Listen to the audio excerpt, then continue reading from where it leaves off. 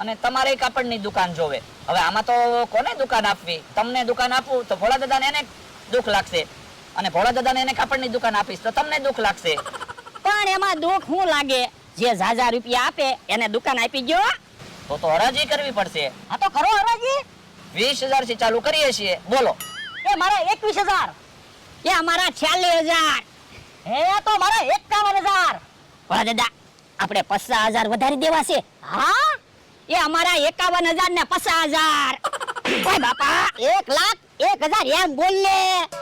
એ અમારા 1,00,000 ને 1,000.